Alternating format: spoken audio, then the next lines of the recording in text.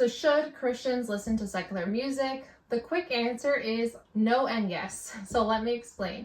Whether secular music is appropriate for Christians to listen to really depends on the message of the music that you're listening to. So there is some secular music that may contain lyrics that contradict Christian beliefs and promote values that are not in line with biblical teaching. In that case, my personal opinion is that you should avoid this type of music. And if you listen to the whole video, you'll understand why I believe that. Now, not all secular music is wrong to listen to. There are many secular songs that contain, positive messages about love, hope, and redemption. These can definitely be enjoyed with moderation, and, they don't go against Christian beliefs, so I think that they're totally fine to listen to.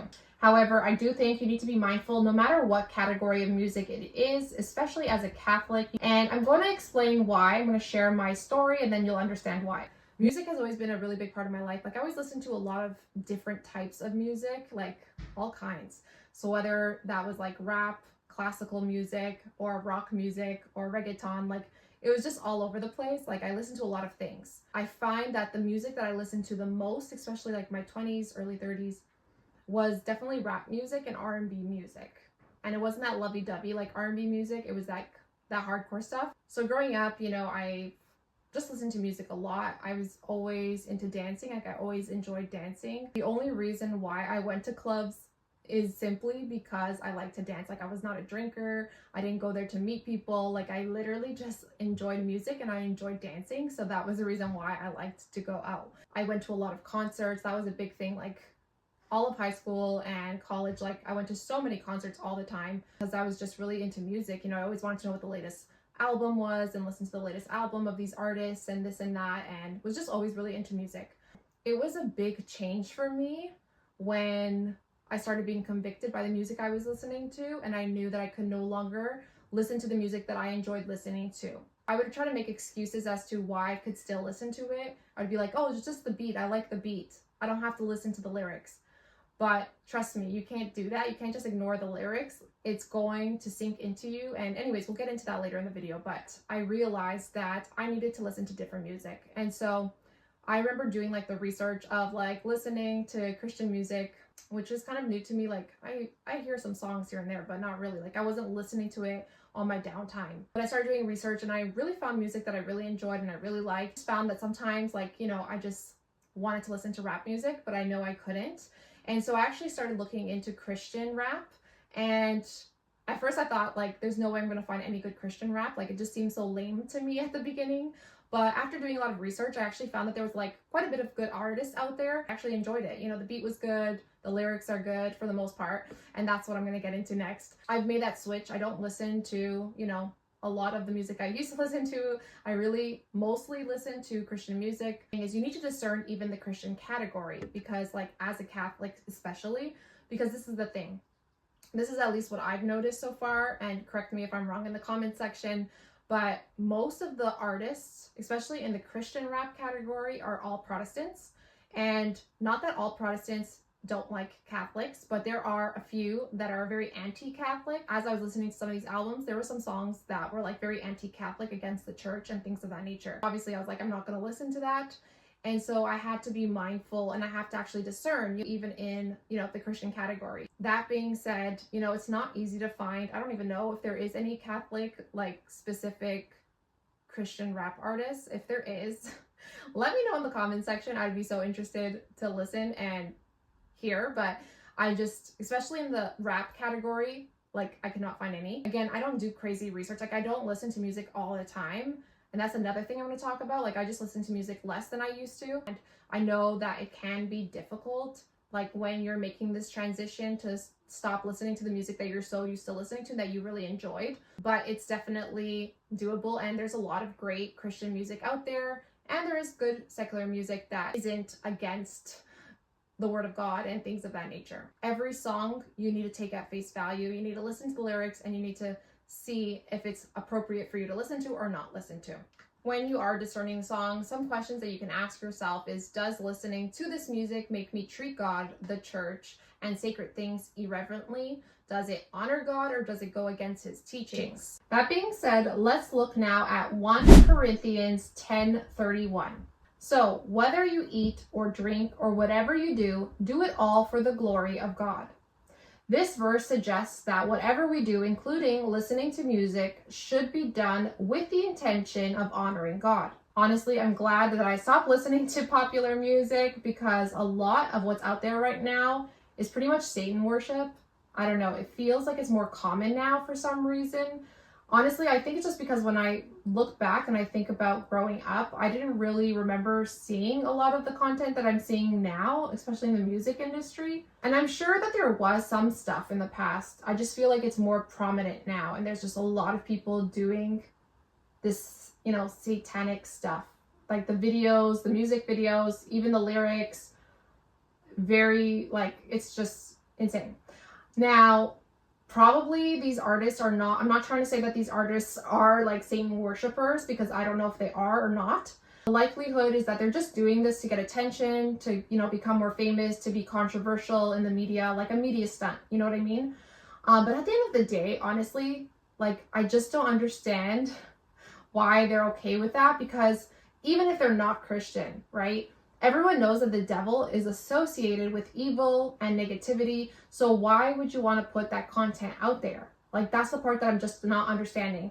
And then some of these artists actually claim to be Christians. That makes even more no sense. That doesn't make any sense to me. Clearly, they're not practicing Christians. But either way, that's my mini rant about the music industry right now. It's pretty wild. So I feel like today, more than ever, you really need to discern what you're listening to, especially what music you're listening to, because, and these videos, insane. But anywho, let's continue. I think it's important to talk about why the type of music you listen to actually matters.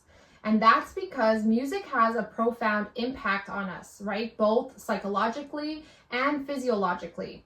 So here are some ways that music affects us. Studies have shown that listening to music actually activates various areas of the brain, including those involved in processing, memory, and emotion. Music can also stimulate the release of different chemicals like dopamine, which is associated with pleasure and reward. Other effects is that music can actually have measurable effects on the body, including changes in heart rate, blood pressure, and respiratory rate. Music physically changes our mind and our bodies. So it does affect us even if you don't think it affects us. I want to give you guys some examples. Even think about the alphabet. Why do we sing the alphabet when we're teaching the ABCs to kids? It's so that it helps them to remember, right? It sinks into their brain. Through the song is how they're going to remember their ABCs. Even think about it. If you had to memorize a whole paragraph for school, it would take forever for you to do that probably. But for whatever reason, you can listen to a song once or twice and you memorize those lyrics right away. The point is that it is very powerful. Song really sinks into our brains. It stays there, it stays in our memory, and it stays with us. Let's look at Proverbs 4:23. Above all else, guard your heart, for everything you do flows from it. While this verse is specifically talking about guarding the heart, it implies the importance of being vigilant about what we allow into our hearts and minds, including what we hear and listen to.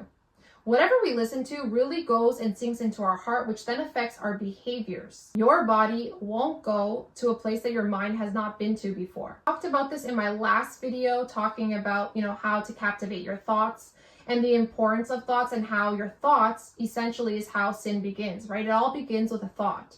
And so it's super important what we put into our brains and the things that we think about. If you're constantly thinking and listening to lustful things, it will eventually lead you to sexual sin, as an example. If you have watched my testimony video, then you already know that I used to struggle with lust, right? And that pretty much is obvious when you think about the music that I mostly listened to, which was rap and R&B. And like I said, it wasn't that lovey-dovey stuff. It was hardcore sexual stuff. A lot of these R&B artists and the music that they put out with, it's literally porn for the mind. Some of the stuff was very explicit, and honestly, it's porn for the mind. So it is very obvious the connection, even in my own story. Listening to music that talks about vice, any kind of vice, is only going to feed your flesh, making those desires stronger, which will then lead you to sinful behavior. In the Bible, King David used music and dance to glorify God. You need to ask yourself, does the music that I'm listening to and sing out loud, does it actually glorify God? If not, then you really shouldn't be listening to it, because at the end of the day, your goal is to glorify God, right? You want to ask yourself, is this music helping me become more holy, or is it actually hurting me? Does it make me more like Jesus? If the answer is no, then you simply should remove it. Do not play with temptation. Do not play with these influences, because it is going to affect you. I did hear this from a Christian influencer that I listen to sometimes. He was actually talking about having this rule at home with his kids who wanted to listen to popular secular music. He would actually make them print out the lyrics and have them read it out loud to the parents. And just by doing this activity alone, they no longer were interested in listening to a lot of the music, because they knew that it was wrong, that it was obviously wrong just by doing that activity. They saw it was very ungodly, and they didn't want to listen to that kind of stuff. See, this is the thing. A lot of times, kids are not paying attention, or even us, like we don't pay attention to the lyrics. We just pay attention to the beat sometimes. And, sometimes the lyric hits us like, oh, wow, I didn't know that that's what they were saying, But a lot of times, if you remove the actual beat and you just read the lyrics out loud, you'll see how ridiculous a lot of this music out there really is. All right, so let's look at Romans 10:17. So then, faith comes by hearing, and hearing by the word of God. I want to stress the first part of that sentence. Faith is simply believing, meaning what you believe in is based on what you're listening to, which is why God is saying it's important to listen to the word of God. But if you're listening to ungodly things, that's actually doing the opposite, and it's seeking into your heart, and it's going to eventually affect your faith in the opposite direction. In general, I just think listening to less music is actually a good thing. It's very beneficial. Let me explain, because I feel like, especially in today's world, a lot of people struggle with being in silence and solitude. They just feel the need to be constantly entertained, right? That's just like the world we live in. Whether it's music, TV, social media, we're just constantly bombarded all the time. It's really hard for a lot of people to be in silence, to take some time just to listen and be in solitude.